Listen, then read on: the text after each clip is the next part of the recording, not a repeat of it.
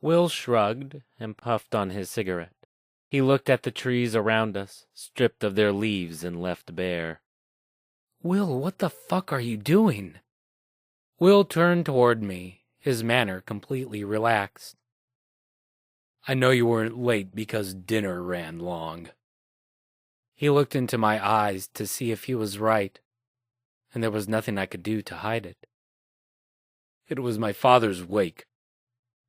I know, I said. I'm sorry. Will took a drag on his cigarette.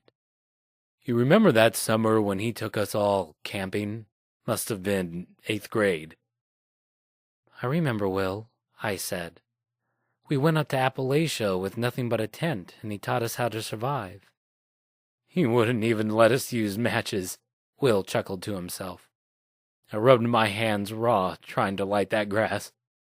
He turned his palms up and looked as if he could see those scars. And I remembered the wild berries we picked, the shallow brook that was our drinking water, and the tales Will's father told us over the warm, smoldering campfire. At long last, Will said, I wish we could go camping again. John looked like he wanted to say something, but Sean called from the car. Will tossed his cigarette aside and started back. John and I followed him. John looked like he was about to lose it. I don't know what's happening, he said. I sighed and said, I don't either. Back at the car, Sean and Will lit up another smoke. I stuck my head through the open door. Stephanie was slipping her panties on. When she saw me, she covered her breasts and shouted for me to close the door. Get rid of her, Will said, motioning with a flick of his head to Stephanie, who was clambering out of the car on the other side. She had trouble standing and almost fell over. I rushed over to help, but she frowned and pushed me away.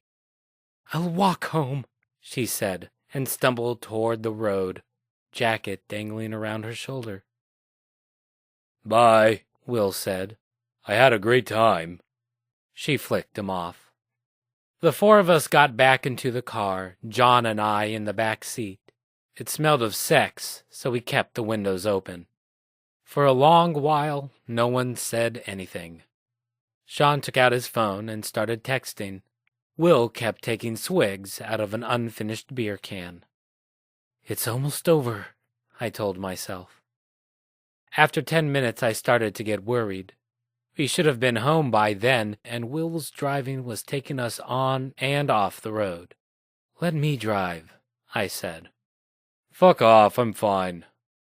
Do you even know where you're going? John whined. Yeah, it's a left up here, right? Will turned the car so sharply it pinned Sean and John against the doors. Sean looked at Will with concern for the first time. Are you fucking crazy? John said. One of these days you're gonna... All we heard was a thump, then the car jumped, and the four of us were thrown forward by the force of the brakes. I slammed into the driver's seat, and Will hit the horn, sending out a loud shriek that pierced the night. Sean was the first one out. The front of Will's car was red. The blood gleaming off the chrome finish looked unreal, like acrylic paint used in a movie. There were bits of fur and flesh caught in the jagged parts of the grill, and on the pavement, about a foot away, was Marcy's prostrate body. Holy fuck, Sean said. That was about all you could say. Will walked around and surveyed his car. There's shit all over my bumper. Marcy whimpered. She tried to move between spasms, her front paw clawing at nothing. What are we gonna do? John said, gripping his hair. Sean didn't say a thing. I kneeled to see if Marcy was okay. She was bleeding from the back of her head onto the pavement. The blood drained through the tiny crevices and stained the edge of my shoes. Will went back to the car and returned with a gun. I recognized the revolver from our spy adventures, which inevitably led to his father's study, where the guns he had used hung high above his bookshelf, polished and behind glass. The bullets he kept in a separate drawer, the key to which remained on his person. Now all those things belonged to Will, and as he stood there with the gun in his hand, loading a single bullet into the swing-out cylinder, I knew Will had seen his father do the exact same thing. "What the fuck are we gonna do about this dog?" John screamed, on the brink of tears. "Fuck her," Will said. "She's Mrs. Henderson's mutt." John dropped to his knees and buried his face in his hands. He was hysterical, and I was afraid he'd throw up. Sean paced around, hands locked behind his head. His figure crossed the headlights and cast long shadows on the dark road. Will walked over to Marcy and started to drag her by her hind legs. There was a stifled cry and a dry, scraping sound. "For Christ's sake, Will, pick her up," I said, but he didn't listen. I pushed him aside and took Marcy into my arms. She twisted, and I felt the warm wetness of her seep into my sleeves and turn cold. Will and I walked 20 paces into the woods, and I laid Marcy down into a ditch filled with fallen leaves. John got up and started yelling, the tears choking his voice. "You can't do this! We have to call the police!" But Sean stopped him, saying simply, "We'd be in a hell of a lot more trouble that way. A dog isn't worth it." As soon as he said this, other dogs in the neighborhood began to bark. "Do it now," I said, "before somebody comes." I was surprised at the coldness of my words. John cried against the side of the car. Sean looked on from afar. And Will, as calm as I had ever seen him, raised his arm and took aim. "Goodbye," he said, and pulled the trigger. There wasn't much blood. Marcy's body jumped as if jolted by an electric shock.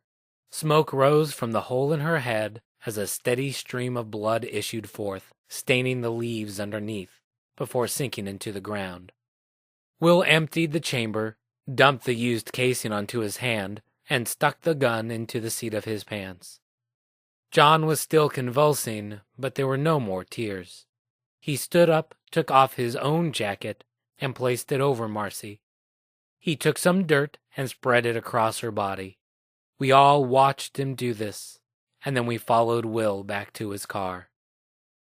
That was the last night we all spent together. A few weeks later, our acceptance letters came. Will got into West Point, just like he'd always wanted. Sean made it into Harvard, though Julie wasn't as lucky. Last I heard, John went to some private school in New England. One day I got a letter from him asking if I ever thought about that night. I never wrote him back.